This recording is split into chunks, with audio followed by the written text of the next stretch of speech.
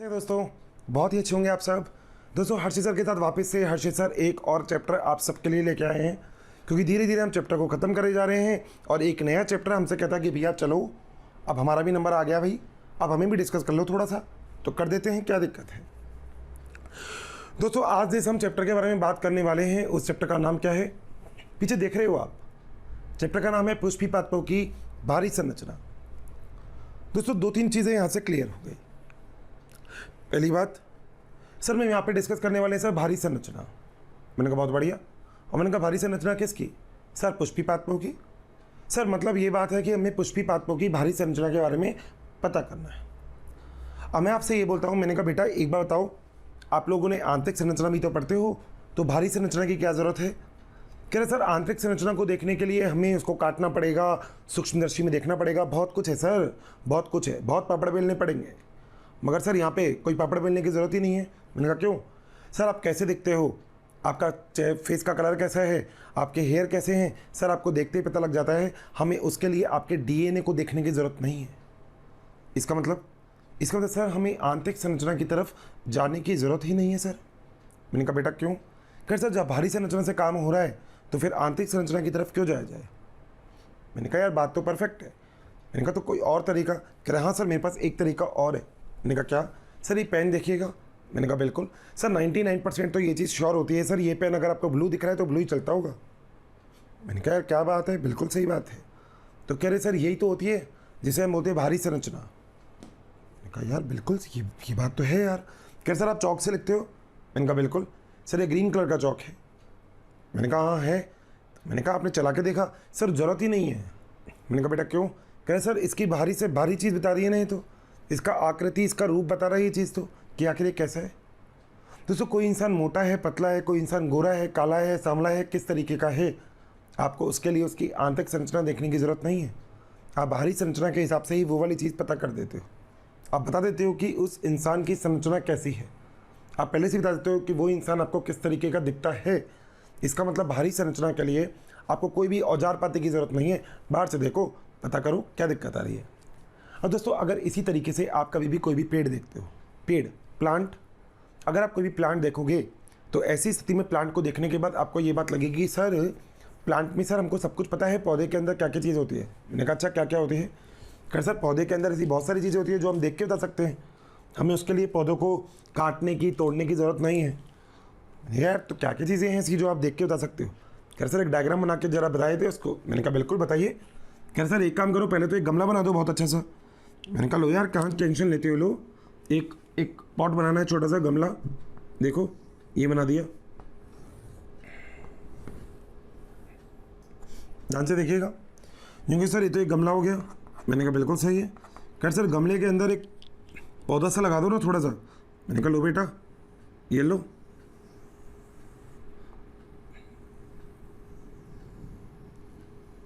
एक प्लांट लगा देते बेटा इसमें, ये लो। कह सर शाखाएं भी बना दो इसकी। अरे मैंने कहा लो ना यार, ये लो इसकी शाखाएं बना देते हैं। कह सर शाखाओं के ऊपर क्या क्या होता है? मैंने कहा यार शाखाओं के ऊपर तो पत्तियां होती है। कह रहे बिल्कुल सही बात है, तो एक पत्ती बना देते हैं सर। मैंने कहा यार बात तो तुम्हारी सही है, चलो भाई एक पत्ती बना दो। तो आप लोगों ने एक पत्ती इस तरीके से बना दी है, पर्ण। मैंने कहा एक पर्ण भैया यहाँ पे भी बना दो छोटी सी, तो एक पर्ण आपने यहाँ पे भी बना दी। तो ये दो प्रकार की तो आपने पर्ण बना दी। अब मैंने कहा यार और क्या क्या चीज़ हो सकती है? सर यहाँ पे कहीं ना कहीं अगर देखा जाए तो सर एक पुष्प भी हो सकता है। मैंने कहा यार बिल्कुल बात तो तुम्हारी सही है। यार सर एक पुष्प बना दीजिए। मैंने कहा यार ये लो, बिल्कुल सही बोल रहे हो, सारी बात अच्छा, क्या बात है? मैंने कहा भैया ये लो जरा एक पुष्प बना देते हैं आज। तो दोस्तों ये हमने एक पुष्प बना दिया।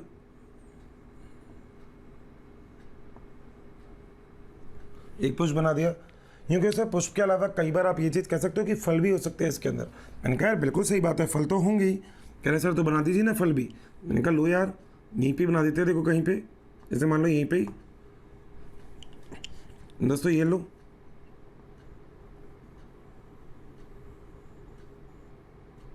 ये एक छोटा सा फल बना दिया हमने। तो क्योंकि सर यही सब चीज़ें हैं। मैंने कहा क्या क्या चीज़ निकली जरा यहाँ से ज़रा बताइएगा। क्योंकि सर देखो सर पहली चीज़ तो यहाँ पे जो आपको मिली ना, वो तो आपको मिला तना। मैंने कहा बिल्कुल सही है। क्या बोलते हैं इसे, पता है आपको? इसको इसे बोलते हैं स्टेम। सर दूसरा आपको जो चीज़ मिली वो मिली पत्ती। पत्ती को हम बोलते हैं लीव्स। सर एक आपको चीज़ मिली जिसका नाम था फ्लावर। फ्लावर का मतलब क्या होता है? पुष्प। सर एक आपको मिला जैसे हम बोलते हैं फ्रूट। फ्रूट का मतलब होता है फल। तो सर एक आपको मिल गया यहाँ पे फ्रूट, और फ्रूट का मतलब क्या हो गया? फल। सर एक चीज़ और है सर जो गमलों के अंदर रहेगी। मैंने कहा अच्छा वो क्या है? सर वो है गमले के अंदर अगर आप देखोगे ना सर, तो आपको इस तरीके से सर कुछ चीज़ मिलेगी। मैंने कहा हाँ यार बिल्कुल सही बात है। कह रहे सर यही तो होती है जड़, जिसे आप बोलते हो रूट। मैंने कहा चलो यार बहुत बढ़िया बात है। मैंने कहा और भी कुछ चीज़? कह रहा है हाँ सर एक चीज़ और मिल सकती है। मैंने कहा क्या? कह रहे सर बीज, सीड। मैंने कहा चलो यार ये बात तो बहुत ही सही है, क्योंकि दोस्तों पुष्प के द्वारा ही बीज का निर्माण होता है। अब ओवरऑल अगर आप कभी भी किसी भी चीज़ को बाहरी रूप से देखें तो आपको बहुत सारी चीज़ें वहाँ पे दिखेगी। आपको क्या क्या चीज़ दिख सकती है ज़रा यहाँ देखेंगे दोस्तों। यहाँ पे आपको प्रदर्शित हो सकता है सबसे पहले तो जड़।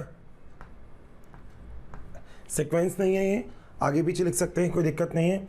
उसके बाद दोस्तों आपको यहाँ पे मिल सकता है पत्ती। पत्ती के बाद आपको यहाँ पे मिल सकता है जिसे हम बोलते हैं पुष्प।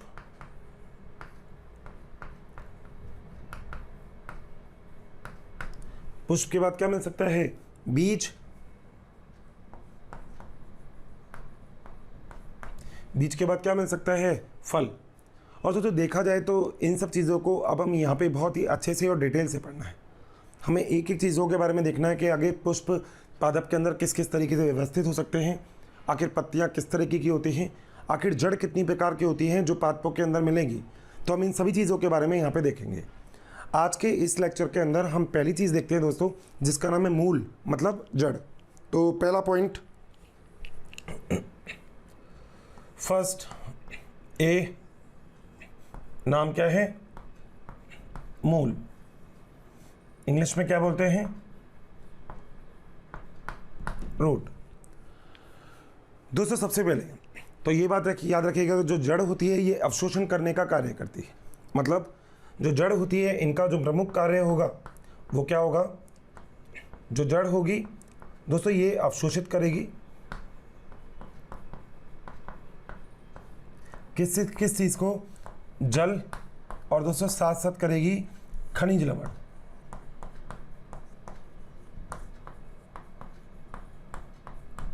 तो जल और खनिज लवण का क्या करेगी? अवशोषण। बहुत सारे खनिज लवण ऐसे होते हैं जो पादप के लिए बहुत ज़रूरी हैं, और उन सभी खनिज लवणों का अवशोषण जो होता है वो जड़ के द्वारा ही किया जाता है। ये बात बहुत ही ज़रूरी है हम सबके लिए समझने के लिए। अगली चीज़ यूँ, क्योंकि सर जो जड़ होती है ना सर वो धनात्मक गुरुत्वानुवर्ती गति करती है।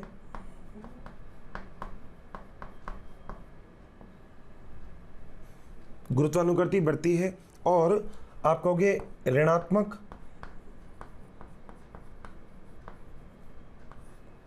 प्रकाशानुवर्ती बढ़ती है।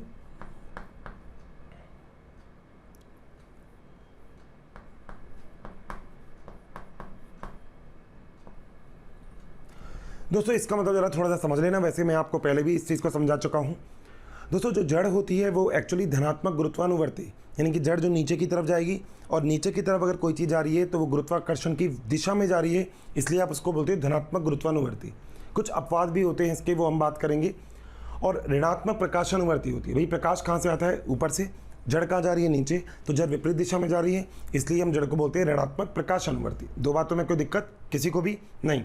अगली चीज़ दोस्तों, अगर हम जड़ की बात करते हैं तो जड़ जिस जगह से आती है ना उस स्थल को हम बोलते हैं मूलांकुर। तो जड़ का निर्माण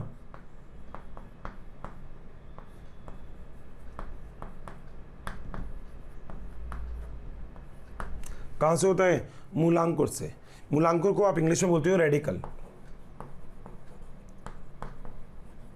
तो एग्जाम में कभी भी क्वेश्चन आ जाए कि जड़ का निर्माण कहाँ से होता है, तो याद रखिएगा जड़ का निर्माण कहाँ से होगा? मूलांकुर से, सामान्य रूप से।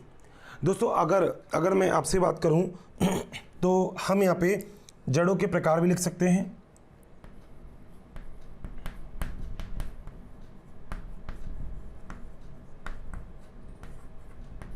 यानी कि टाइप ऑफ रूट।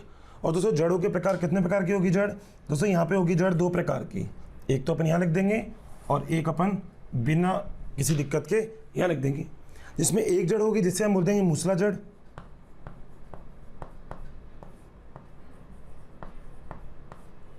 और जो दूसरी होगी उसे हम बोल देंगे अपस्थानिक जड़।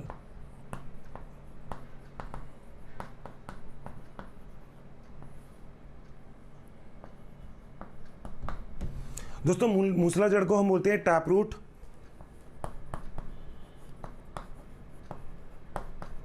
और अपस्थानिक जड़ को हम बोलते हैं क्या? Adventitious root.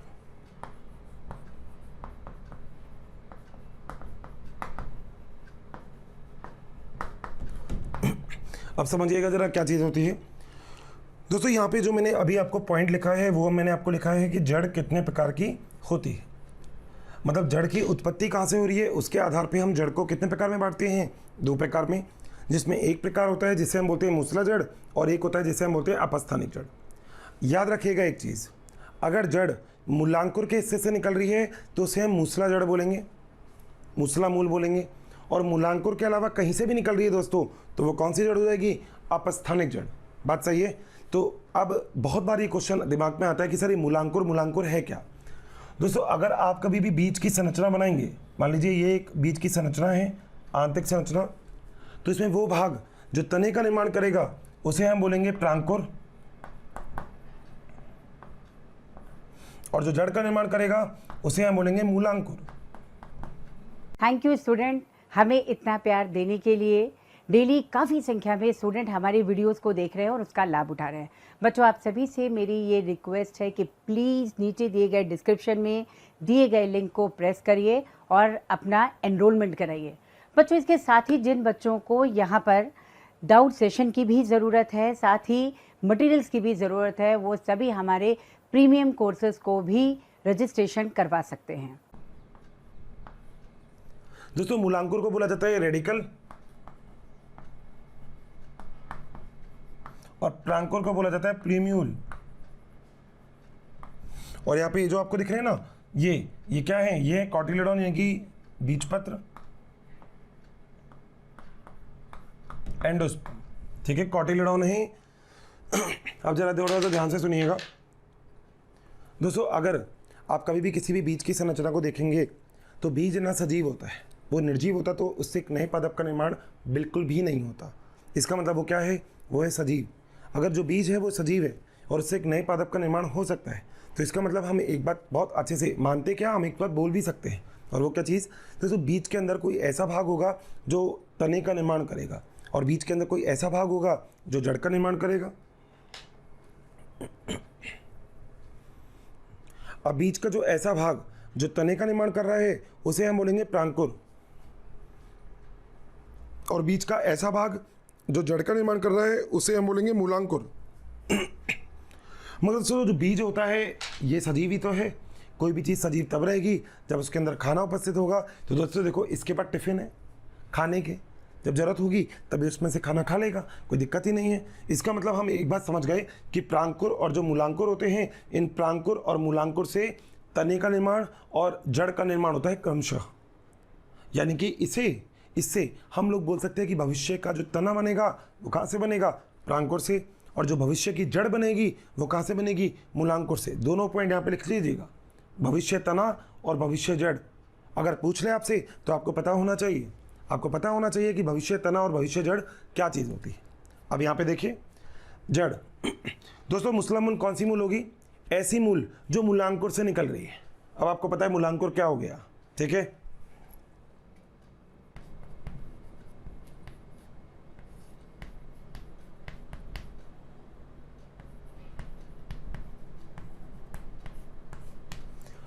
ज़्यादातर ये चीज़ आपको देखने को मिलेगी द्विबीजपत्री में।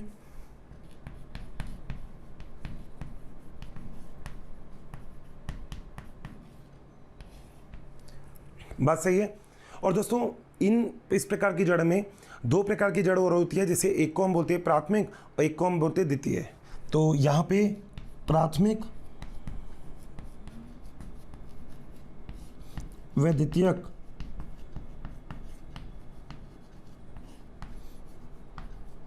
जो मूल है ये भी बन जाती है। दोस्तों एनसीईआरटी में इसका एक बहुत ही अच्छा उदाहरण दे रखा है जिसका नाम है सरसों। सो उदाहरण में लिखिएगा प्लीज, यहाँ पे इसका उदाहरण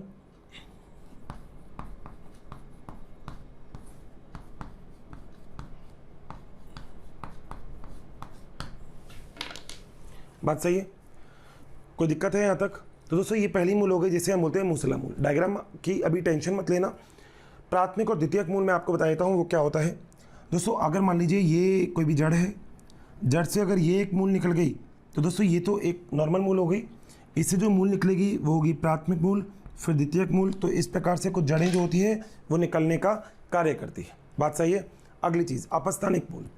दोस्तों मूलांकुर के अलावा अगर किसी भी भाग से, याद रखिएगा, मूलांकुर के अलावा अगर किसी भी भाग से जड़ का निर्माण होता है तो वो क्या होती है? अपस्थानिक जड़। सो पहला पॉइंट,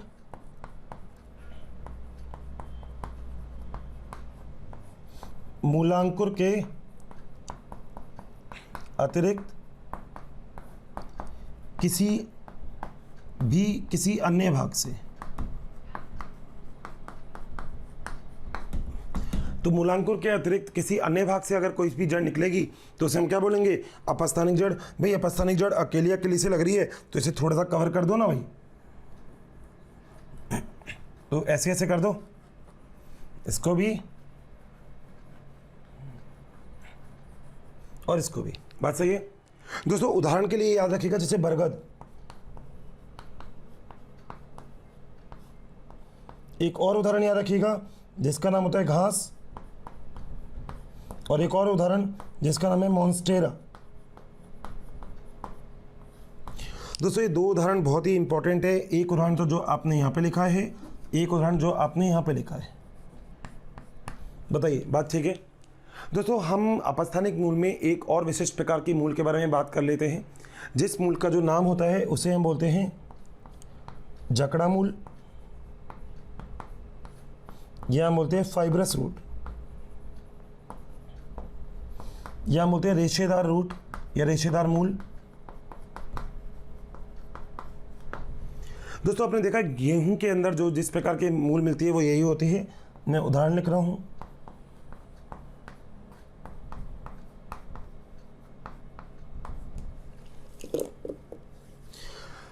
दोस्तों जरा अब थोड़ा सा इस चीज़ों को समझ लीजिए कि होता क्या है। आप लोगों ने मतलब ये बहुत ही आसान चीज़ है कि आप गेहूं में, आप देखिएगा जरा गेहूं में किस प्रकार के मूल होती है। कोई इतनी बड़ी और इतनी टिपिकल वैरायटी नहीं है जो आपको मिले नहीं। सो अगर आप मेरा एग्जांपल बहुत अच्छे से समझना चाहते हैं तो आप गेहूं की जड़ को देख लीजिएगा, या फिर आप घास की जड़ को देख लीजिएगा। घास तो ऐसी चीज़ है आपके घर के आसपास 100% मिल ही जाएगी। सो अगर रेगिस्तान में रह रहे हो तो एक बात अलग है, वहाँ पर भी मिल जाएगी कहीं ना कहीं, तो मगर आपको घास बहुत आसानी से मिल जाएगी। तो घास में आपने देखा होगा रेशेदार सी बहुत सारी गुथी हुई सी जड़ें मिलती हैं ना दोस्तों, उस जड़ को हम बोलते हैं कौन सी जड़? जकड़ा जड़। इट इज़ नॉट झगड़ा नहीं करवाना भैया आपको किसी में, ये है जकड़ा। जकड़ा का मतलब अगर ज़्यादा दिक्कत हो तो बोलते हैं ना रेशेदार। एक्चुअली कई बुक के अंदर और कई जगह पे इसका नाम जकड़ा लिख रखा है, इसलिए हमने इसको जकड़ा बोला है। बाकी इसको हम रेशेदार मूल बोलें तो ज़्यादा अच्छा है। एग्जाम में भी आपको रेशेदार मूल के नाम से ही ये वाली चीज़ जो है वो आएगी। बात क्लियर? दोस्तों अब हम ये चीज़ कहते हैं कि अगर आपको इस प्रकार की संरचना की बात करनी है तो आप ये बोलते हैं कि इस प्रकार की संरचना में हम लोग जो आज हम बात करें वो है मूल।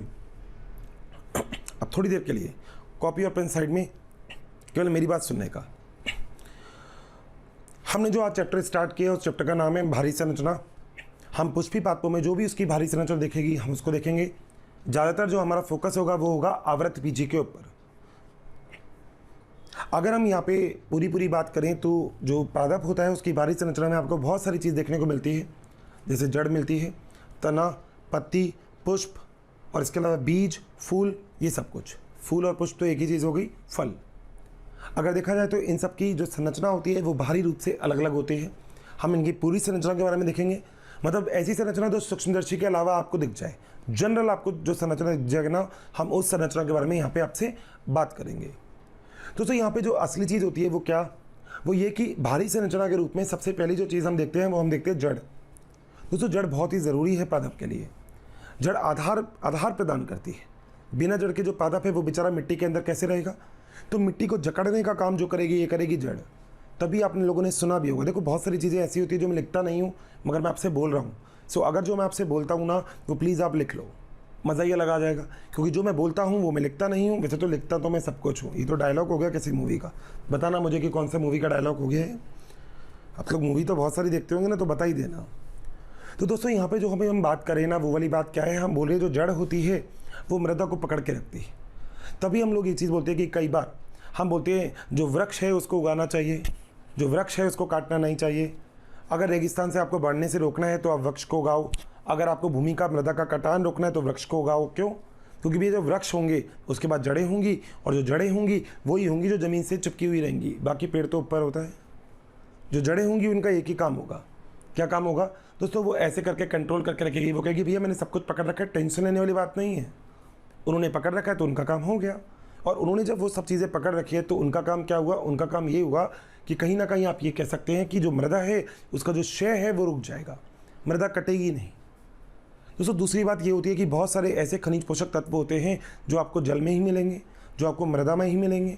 तो मृदा से उन खनिज पोषक तत्वों का अवशोषण करने का काम भी मूल ही करती है।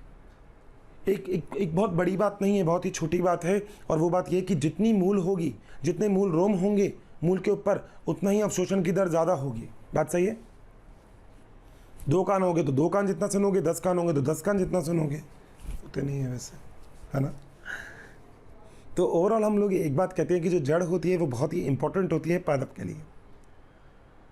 जड़ अवशोषण सब कुछ कर लेगी। धनात्मक और ऋणात्मक गुरुत्वानुवर्ती प्रकाशनवर्ती आपको अच्छे से पता है, बताने की जरूरत नहीं है। सीढ़ियों में अगर सीढ़ी से ऊपर से नीचे आ रहे हो तो आप धनात्मक गुरुत्वानुवर्ती आ रहे हो और ऋणात्मक प्रकाशनवर्ती आ रहे हो। जिसको मेरी ये वाली बात समझ में आ गई एक बार बता देना मुझे, एक स्माइली से भेज देना अपनी। आपकी स्माइली बहुत अच्छी लगती है मुझे, तो एक रिप्लाई, एक स्माइली मुझे बताना ज़रूर। हर्षित सर का नंबर आपके पास, सबके पास है, तो मुझे बताइएगा ज़रूर। दोस्तों दूसरी बात जो होती है ना, वो दूसरी बात क्या कि हम लोग ऐसा बोलते हैं कि जो मूल होती है वो जिस स्थल से निकलेगी उसे हम बोलेंगे मूलांकुर। तना जिस जगह से निकलेगा उसे हम बोलेंगे प्रांकुर। इसलिए हम भविष्य जो स्थल बोलते हैं वो हम मूलांकुर को बोलते हैं। यानी कि भविष्य की मूल कहाँ से निकलेगी? मूलांकुर से। सीधी सी बात है दोस्तों। जड़ों को इसी मूलांकुर प्रांकुर के हिसाब से 2 भागों में बांटा है। एक है मूसला मूल, एक है अपस्थानिक मूल। दोस्तों मूसला मूल क्या होती है? मूसला मूल होती है जो मूल साधारण हो, नॉर्मल हो, जो सीधा मूलांकुर से निकली हुई हो, उसे हम बोलेंगे मूसला मूल। मूलांकुर के अलावा कहीं से भी निकलेगी अपस्थानिक मूल, बस मूलांकुर से नहीं निकलेगी वो। उदाहरण बहुत ही इंपॉर्टेंट है जिसका नाम क्या है? सरसों। मूसला मूल में एक मूल प्राथमिक मूल, एक मूल द्वितीयक मूल हो सकते हैं। जो द्वितीयक मूल प्राथमिक मूल से निकले उसे द्वितीयक मूल बोल देंगे और कुछ नहीं। मगर यहाँ पर अपस्थानिक मूल में ऐसा कुछ भी नहीं होता। घास को देख लेना, आपको पता नहीं लगेगा कौन किससे निकल रही है। गोच पोच सा रहता है, झाऊ माऊ सी। दोस्तों अगर हम अपस्थानिक मूल की बात करें तो अपस्थानिक मूल में सबसे अच्छा एग्जाम्पल है बरगद का। आप लोग देखते हो बरगद की जो जड़ें होती है वो ऊपर से लटकी हुई होती है, देखा होगा आपने। और शायद मैंने इसके बारे में आपको एक एग्जाम्पल भी बताया दोस्तों। कभी मैंने आपसे बोला एक इंडियन बॉटनिकल गार्डन है, राष्ट्रीय उद्यान जो है, राष्ट्रीय वनस्पति उद्यान, यह है कोलकाता में। यहाँ पे बहुत ही बड़ा वृक्ष है जिसका नाम Guinness book of world record में है। बरगद का पेड़ है वहाँ पे, गिनीज बुक में नाम है उसका। और गिनीज बुक में नाम इसलिए नहीं है क्योंकि वो बरगद का पेड़ है, वो इसलिए क्योंकि वो बहुत बड़ा है। और अगर वो इतना बड़ा है तो उसे अपने आप के स्ट्रक्चर को मेंटेन करने के लिए अपस्थानिक मूलों की बहुत ज़्यादा ज़रूरत होती है। नेट पे सर्च करके देखना, उसका नाम है द ग्रेट बनायान ट्री, सबसे बड़ा बरगद का पेड़। गिनीज बुक के अंदर भी नाम है उसका।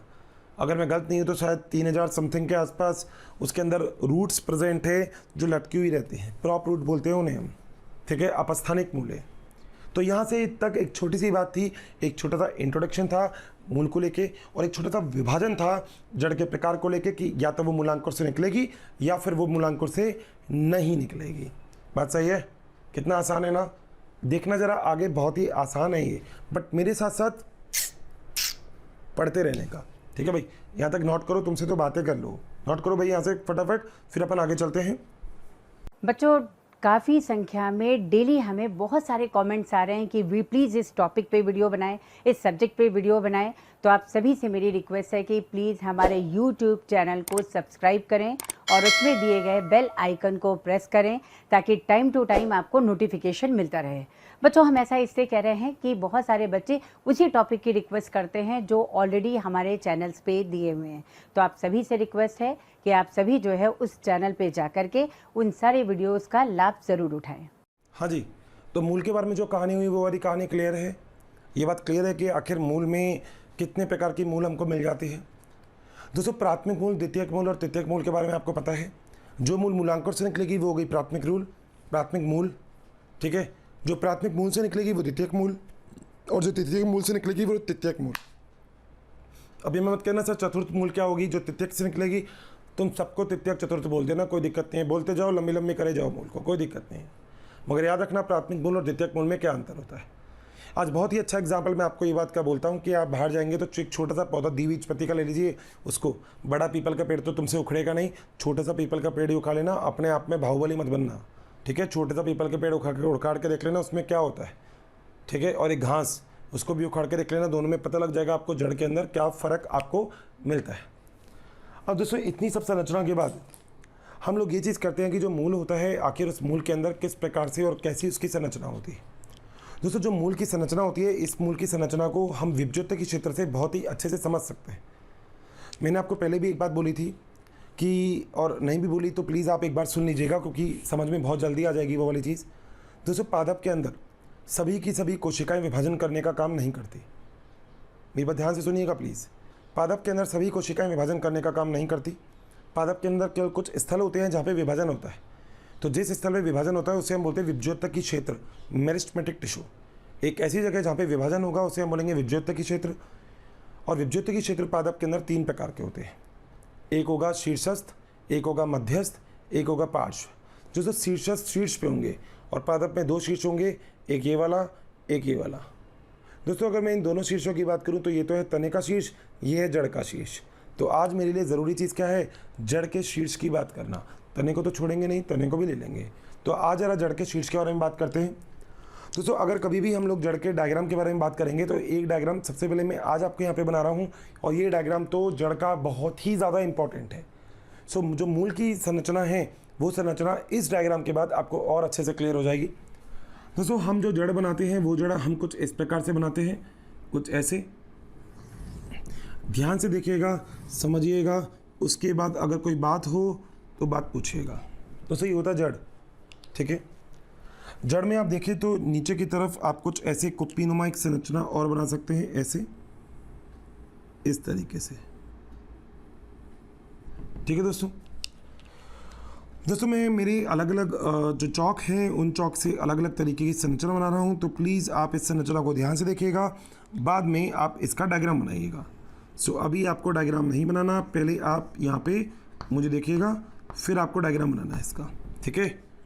एक बार देख लिया करो यार कभी कभी, तो उसके बाद कर लेना अपना अपना काम। मना थोड़ी कर रहा हूँ मैं, कहाँ जाना है इतना जल्दी नोट करके। भाई कॉपी में नोट करना ज़रूरी है, देखो वो भी गलत नहीं है, मगर सबसे बढ़िया चीज़ जो ज़रूरी है वो है दिमाग पे नोट करना।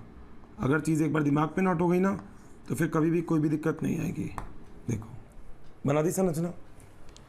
दोस्तों, संरचना को ध्यान से देखने के लिए आपको मैं एक चीज़ और बना देता हूँ, जो मैं यहाँ पे बना देता हूँ।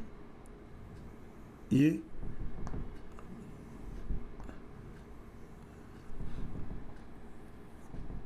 अगर मेरे पहले वाले लेक्चर भी आपने लिए हैं तो आपको समझ में आ गया होगा कि हर्षित सर क्या काम कर रहे हैं, ठीक है। तो दोस्तों, ये एक संरचना हम लोगों ने बना दी जिसका नाम था जड़। अगर जड़ की संरचना में थोड़ा सा इसकी लेबलिंग कर लेते हैं, और मैंने आपको बोला था हिंदी और इंग्लिश दोनों ही करवाऊंगा भाई। दोस्तों, इसे हम बोलते हैं मूलगोप। मूलगोप के पीछे जो लेयर होती है इसे हम बोलते हैं विभज्योतकी क्षेत्र।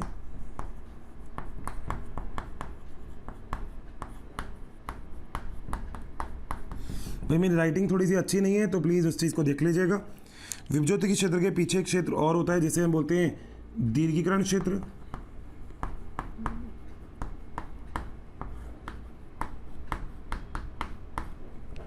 और दीर्घीकरण क्षेत्र के बाद एक और क्षेत्र होता है जिसे हम बोलते हैं परिपक्वन क्षेत्र,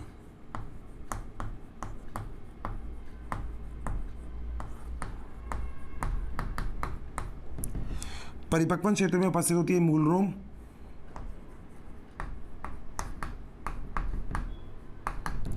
अब इतनी सब कुछ चीज़ देखने के बाद सबसे पहले तो इसे कर देंगे लेबलिंग। देखो अच्छे से जो आपको पता लग जाए कि कौन सी चीज़ें कहाँ कहाँ हैं, ठीक है। चलो हो गया। अब मैंने आपसे बोला था भाई बाय वन गेट वन तो फ्री दूंगा, मतलब आपको हिंदी के साथ साथ इंग्लिश का तड़का भी देना पड़ेगा भाई। इसे हम बोलते हैं रूट कैप, इसे ऊपर वाले को हम बोलते हैं मेरिस्टेमेटिक जोन,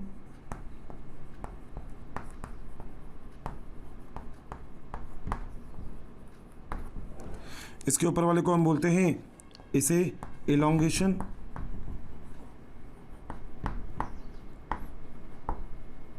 जोन, और इसके ऊपर ही पर जो ये है इसे हम बोलते हैं रूट हेयर,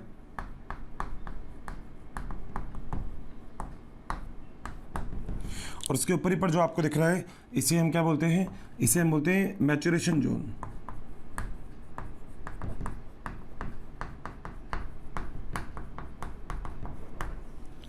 और दोस्तों डायग्राम किसका है ये, मूल यानी कि जड़ का। अब बिना कोई समय व्यतीत करते हुए हम जरा इस चीज़ को देखते हैं जिसका नाम है जड़। मैंने आपको पहले बता दिया था कि जो जड़ होता है इसके अंदर सबसे इंपॉर्टेंट चीज़ होती है वो होती है अवशोषण। तो जड़ जो होती है वो क्या चीज़ का काम करती है, अवशोषण करने का कार्य करती है। एक बात क्लियर है अच्छे से, ठीक है। अगली चीज़ दोस्तों, पहला बात तो ये हो गया कि यहाँ पे 3 क्षेत्र बेसिकली उपस्थित होते हैं। सबसे नीचे नीचे जो पाया जाएगा उसके हम क्या बोलेंगे, मूल को। ध्यान से सुनिएगा प्लीज़। यहाँ पे सबसे पहले एक विभज्योतिकी क्षेत्र पाया जाता है जहाँ पे सभी कोशिका विभाजन करने का कार्य करती है। विभज्योतिकी क्षेत्र के पीछे एक ऐसी कोशिकाओं का समूह होता है जो अब विभाजन नहीं करेगा, वो पीछे की तरफ रह जाती है, जिसे हम बोलते हैं दीर्घीकरण क्षेत्र। और दीर्घीकरण क्षेत्र के पीछे कुछ और कोशिकाएं होंगी जिन्हें हम क्या बोलेंगे, जिन्हें हम बोलेंगे परिपक्वन क्षेत्र। यानी कि परिपक्वन क्षेत्र की कोशिका विभाजन करने का कार्य नहीं करती है। ना दीर्घीकरण की कोशिका करेगी, ना परिपक्वन की कोशिका करेगी। परिपक्वन तो हो गए दादाजी। दादाजी कहेंगे भैया मैं तो कुछ नहीं करूँगा, मैं तो ऊपर वाले का नाम लूँगा, बस मेरा तो यही काम है। तो दादाजी को बैठे बैठे कोई काम दे दो। दादाजी को अपने काम क्या दे दिया, दादाजी को दे दिया मूल रोम। मूल रोम का मतलब जो पौधा होता है वो जिस भी चीज़ का अवशोषण करेगा वो इसी जगह से करेगा जिसे हम बोलते हैं मूल रोम। तो ये बात याद रखेगा कि मूल रोम की जितनी संख्या होगी उतना ही अवशोषण की दर ज़्यादा होगी। इसका मतलब मैं एक बात लिख सकता हूँ, मूल रोम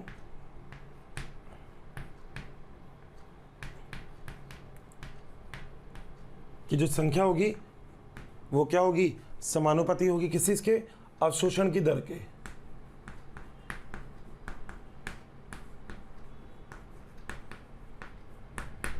तो मूल रोम की जो संख्या होगी वो अवशोषण की दर के समानुपाती होगी। एक पॉइंट तो हमारे पास ये आ गया, बात सही है। जितने मूल रोम होंगे उतना अवशोषण होगा। भाई अब ये तो छोटी सी बात है ना, आपके पास जितने रबर होंगे आप उतनी जगह से मिटा सकते हो। कब कहोगे सर हाथ तो 2 ही हैं, तो ऐसे एक्सेप्शन केस मत लगाना मेरी तरफ। मगर यहाँ पे आप देख रहे हो अगर मूल रोम 4 है तो अवशोषण 4 मूल करेगी, ज़्यादा है तो वो ज़्यादा करेगी, सीधी सी बात। जो मूल रोम है ये उपस्थित कहाँ होंगे, ये उपस्थित होंगे कहाँ पे, परिपक्वन क्षेत्र में। तो अगली बात, मूल रोम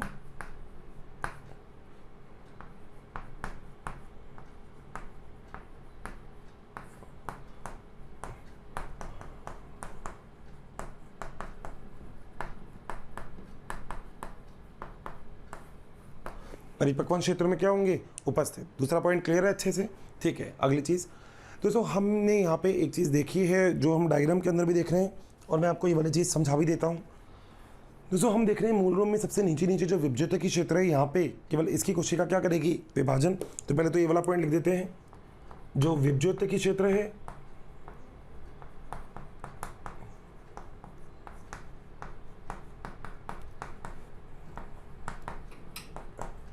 ये कोशिका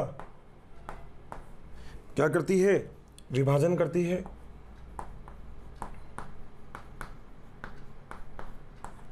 ठीक है, ये बात याद रखनी है आपको। सारे पॉइंट इंपॉर्टेंट है जो भी मैं लिखवा रहा हूँ, ठीक है। मगर दोस्तों विभज्योतिकी क्षेत्र के सामने प्रेजेंट होता है मूल गोप। अब देखो ये क्या चीज़ होती है दोस्तों। अगर मैं आपको संरचना की बात करूँ तो मैं आपको ये बात बोल सकता हूँ कि अगर मान लीजिए ये आपकी जड़ है और जड़ के अंदर 3 भाग है, जिसमें नीचे नीचे ये वाला जो भाग है, ये कौन सा भाग हो गया देखो, विभज्योतकी क्षेत्र, इसके ऊपर दीर्घीकरण क्षेत्र, उसके ऊपर परिपक्वन क्षेत्र। बात सही है। अब दोस्तों विभज्योतकी क्षेत्र जो होगा, ये वाला क्षेत्र तो होगा कहाँ पे, जमीन में अंदर, बिल्कुल। वैसे तो तीनों ही अंदर होंगे, मगर सबसे पहले जिसको जमीन का या मृदा का सामना करना पड़ेगा वो ये होगा। अगर ये वाला क्षेत्र बार बार मृदा को भेदता रहेगा और अंदर की तरफ जाता रहेगा तो दोस्तों ये वाला क्षेत्र तो नष्ट हो सकता है। एक स्थिति ऐसे आ जाए कि इस क्षेत्र की हालत खराब हो जाए, रोने लग जाए। अब क्या करोगे? अब करने का आपके पास एक ही काम है, वो क्या, इस वाले क्षेत्र को बचाओगे। अब बचाने के लिए क्या करना है? बचाने के लिए एक काम करना है, वो ये क्या, ये दिख रहा है, बिल्कुल सही है, मूलगोप। ये मूलगोप लगा दिया। अब दोस्तों आराम से ही खोदेगा, इसको कोई दिक्कत नहीं है। क्यों? क्योंकि आगे मूलगोप वाले रीज़न ने इसका कर दिया प्रोटेक्शन, बचाव, क्योंकि चिलमार मस्त रहे, बचाव कर दिया इसका।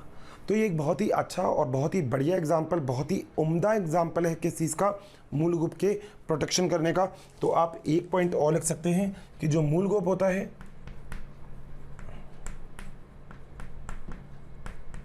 ये विभज्योतकी क्षेत्र की। बच्चों, अगर आपको हमारे वीडियोस पसंद आए हैं तो इसे लाइक शेयर करना ना भूलें, ताकि ये वीडियो सभी ज़रूरतमंद बच्चों तक पहुंच सके। बच्चों, आपके इतने अपार स्नेह के कारण हमारी पूरी मोशन टीम इतनी ज़्यादा मोटिवेटेड है और बेस्ट कंटेंट आपको उपलब्ध कराने के लिए हम सभी तत्पर हैं।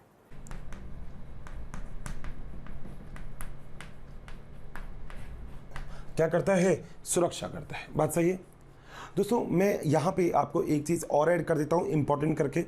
ऐसे पादप जो जलीय पादप होते हैं ना, उन जलीय पादपों में मूलगोप नहीं पाया जाता, क्योंकि वहाँ पे मृदा ही नहीं है। आगे खोदने के लिए कोई दिक्कत नहीं, तो वहाँ पे उपस्थित क्या होगा? वहाँ पे उपस्थित होगा रूट पॉकेट, यानी कि मूल पॉकेट। तो जलोद्भिद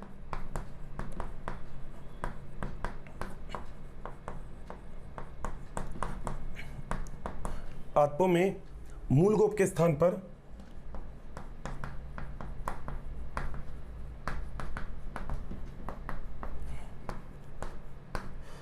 पर रूट पॉकेट,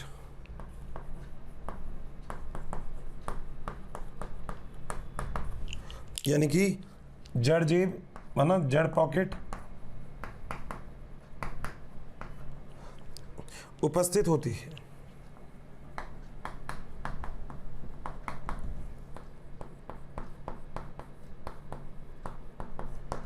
बस सही है दोस्तों। वैसे अगर देखा जाए तो मृदा के और भी बहुत सारे काम हैं।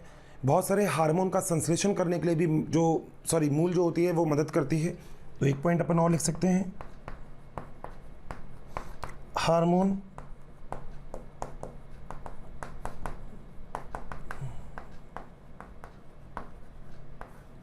संश्लेषण में भी क्या होगी? सहायक। और दोस्तों कई बार ऐसा होता है जो भोजन होता है उसको संग्रहण करने का कार्य भी करती है। आलू वगैरह के बारे में तो आप लोग आप मूली और गाजर के बारे में तो जानते ही हो। तो खाद्य पदार्थ होगा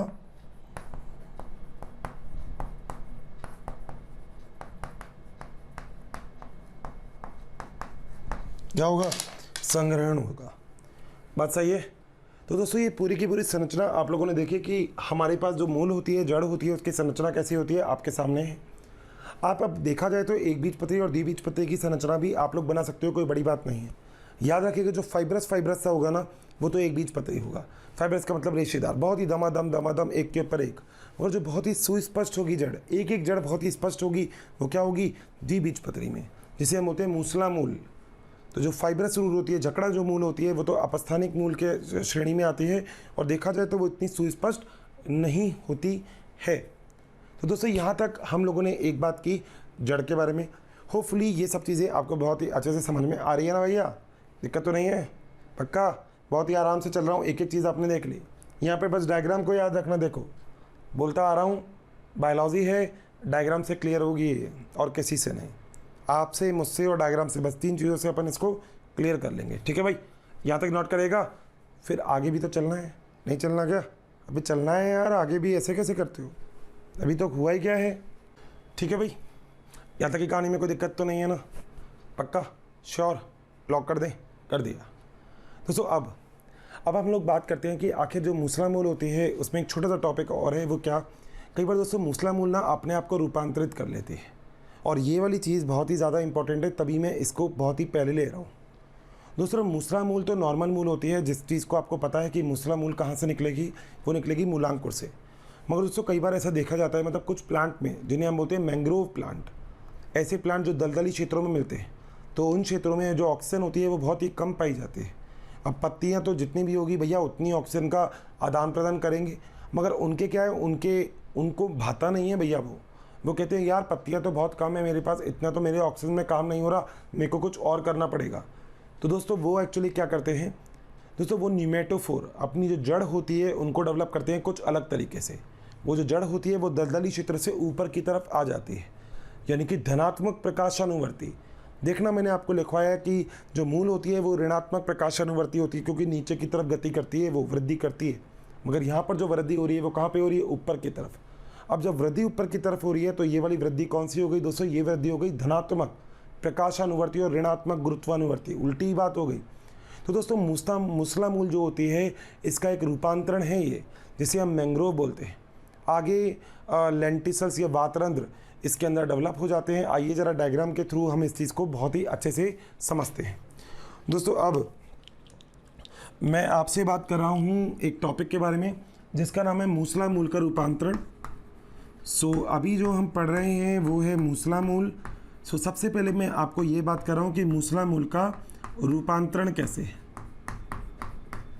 और दोस्तों जो मूसला मूल का रूपांतरण है वो किसके लिए है दोस्तों, ये मूसला मूल का जो रूपांतरण है ये है श्वसन के लिए। तो इसमें ऐसे लिख देते हैं अपन, और किसके लिए है, श्वसन के लिए रूपांतरण। तो दोस्तों मूसला मूल के रूपांतरण के बारे में आज हम लोग बात करेंगे और हम देखेंगे कि मूसला मूल का जो रूपांतरण है वो आखिर श्वसन के लिए किस तरीके से होता है। दोस्तों कुछ ऐसे प्लांट या कुछ ऐसे पादप जो दलदली क्षेत्रों में मिलते हैं, यहाँ पर इस तरीके का कुछ रूपांतरण देखने को मिलता है। और देखेगा कैसे दोस्तों, मान लीजिए मैंने आपको ये एक प्लांट बना दिया ऐसे, ठीक है, और ग्रीन कलर से ये कर दो।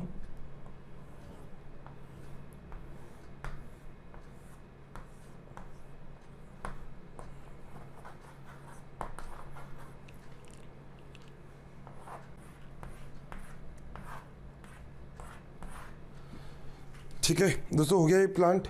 अब इस प्लांट के अंदर आपको एक काम करना है, नीचे की तरफ दलदली क्षेत्र बना दो। दोस्तों ये हो गया दलदली क्षेत्र।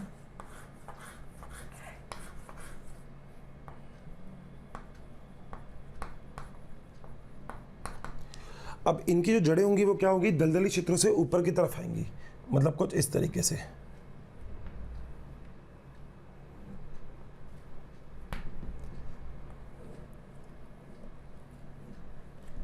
ठीक है भाई, बहुत सही है। तो दोस्तों दलदली क्षेत्र से जब ऊपर की तरफ आ रही है तो आपको पता लग रहा है कि आखिर ये जड़ क्या कर रही है। दोस्तों ये है धनात्मक प्रकाशानुवर्ती, यानी कि जो पहला पॉइंट है फर्स्ट, वो क्या दोस्तों, फर्स्ट पॉइंट है कि धनात्मक प्रकाशानुवर्ती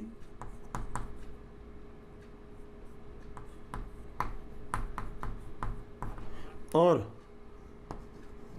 ऋणात्मक गुरुत्वानुवर्ती वृत्ति करती है।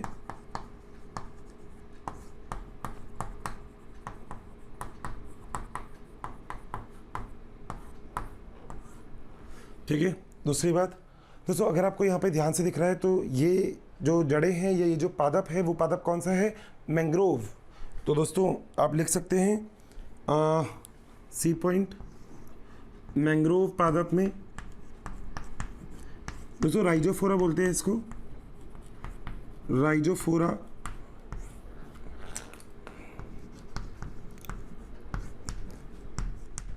पादप में क्या होगी, उपस्थित होगी, बात सही है। और दोस्तों इसमें जो जड़ें हैं वो मतलब ये जो पौधे हैं वो कहाँ पे मिलेंगे, दलदली क्षेत्र में। तो डी पॉइंट भी हम कर सकते हैं, दलदली क्षेत्र में पादप पाए जाते हैं एवं वहाँ ऑक्सीजन की कमी को पूरा करने के लिए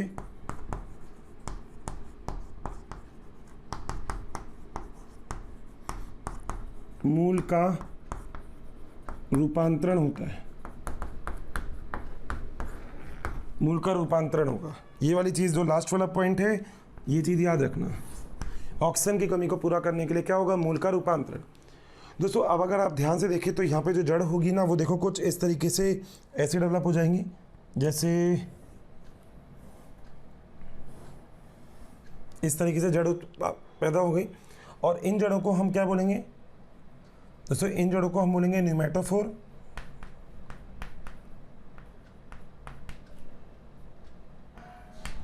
और दोस्तों न्यूमेटोफोर के ऊपर यहाँ पर एक छिद्र पाया जाएगा। क्या पाया जाएगा? छिद्र, जो गैसों के आदान प्रदान के लिए आवश्यक होगा। दोस्तों इस छिद्र को मैं लिख रहा हूँ यहाँ पे ई पॉइंट, न्यूमेटोफोर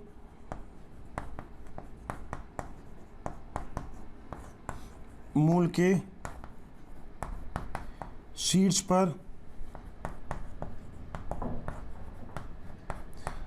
छिद्र उपस्थित होता है,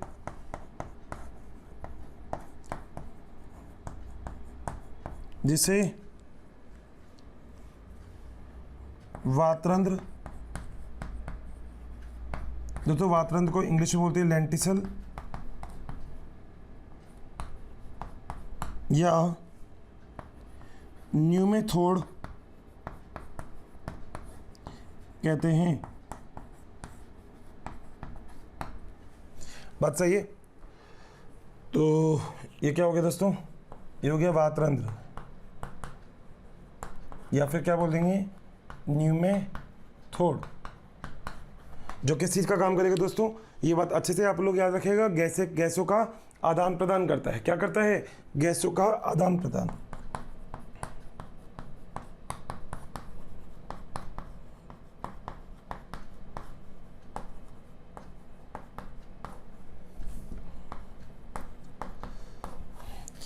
दोस्तों गैसों का आदान प्रदान करने में आप लोगों को मूसला मूल जो होती है, इनकी बहुत ज़्यादा उपयोगिता होती है, जैसा कि हमने यहाँ पे डायग्राम के अंदर देखा। और हमने देखा कि ऐसी जो क्षेत्र की जो पादप होंगे वो कुछ इस जगह पे मिलेंगे जहाँ पे आपको बेसिकली देखा जाए तो ऑक्सीजन की इतनी मात्रा उपलब्ध नहीं होती। तो पादप कैसे ना कैसे अपना रूपांतरण करेंगे, और यही रूपांतरण है जो हमें देखने को मिलता है जड़ में। यानी कि जड़ जाती सबके नीचे है, मगर ये अलग ही जड़ है। ये क्योंकि भैया मैं नीचे नहीं जाऊँगी, मुझे तो ऑक्सीजन चाहिए, तो ऑक्सीजन तो मैं ऊपर से ही प्राप्त कर सकती हूँ, तो दलदली क्षेत्रों से ऊपर की ओर आ जाती है। और ऐसी जड़ें दोस्तों एक रूपांतरण है किसका? मूसला मूल का। याद रखिएगा, रूपांतरण किस चीज़ का है? मूसला मूल का रूपांतरण है। ये लिख लीजिएगा इसको, इस वाले पॉइंट को भी अच्छे से। सो यहाँ तक पॉइंट में कोई भी दिक्कत? कन्फर्म ना? पक्की बात? श्योर? लॉक कर दें? ठीक है। तो दोस्तों यहाँ तक कि मेरे ख्याल से पॉइंट में कोई भी दिक्कत नहीं होगी। मूसला मूल आप सबको अच्छे से समझ में आ रहा है। पढ़ते रहिए, मुस्कुराते रहिएगा, फिर मिलते हैं। बच्चों अगर आपको मेरी वीडियोस पसंद आई है तो बाकी के कंटेंट के लिए इस नंबर पे कॉल करें 180021217999। Thank you.